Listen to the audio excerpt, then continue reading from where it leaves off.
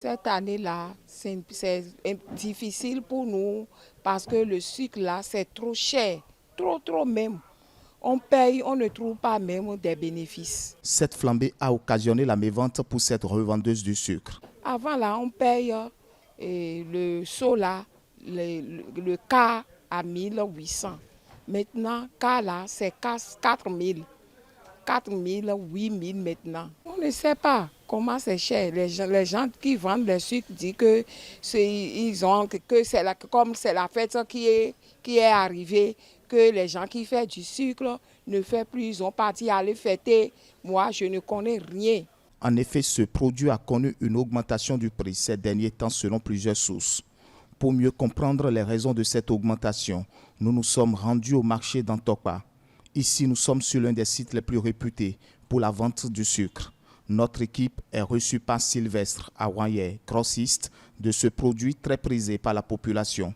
Selon ses dires, le sucre est passé de 28 000 à 45 000 francs CFA le sac sur le marché ces 3 derniers jours. Effectivement, c'est un bon constat que vous avez eu à faire sur le marché.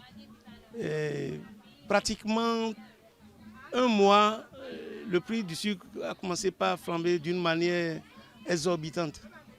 Donc nous aussi, on ne comprenait pas parce qu'on est parti de 28 000 à 32 000, à 35 000, à 45 000 jusqu'à 50 000. C'est ces 3 derniers jours-là que c'est revenu à 42 000, 45 000 maintenant. C'est le prix qu'on est en train de vendre présentement. Les raisons de cette augmentation du prix du sucre seraient dues, poursuit-il, au contexte géopolitique que traverse le monde. D'autres sources nous renseignent que cette flambée est principalement due au fait que l'on craint de plus en plus un resserrement de l'Office mondial pendant la prochaine campagne. Conséquence, on note déjà la surenchère à certains endroits. Il faudrait que les grossistes là sachent que la population béninoise a un train de vie vraiment à revoir.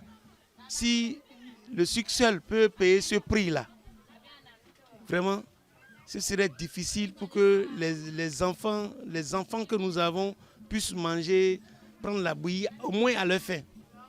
Donc ça là, moi, je déconseille ceux qui ont profité de cette occasion pour élever le prix d'une manière très extraordinaire. J'interpelle le gouvernement qui peut s'approcher d'eux. Le ministre du Commerce, le grand rôle, c'est leur devoir de voir les grossistes et parler avec eux pour que le prix abaisse à tout le monde. En attendant que les prix ne soient revus à la baisse ou se normalisent, grossistes, détaillants et revendeurs sont partagés entre surenchère, mévente et respect des prix.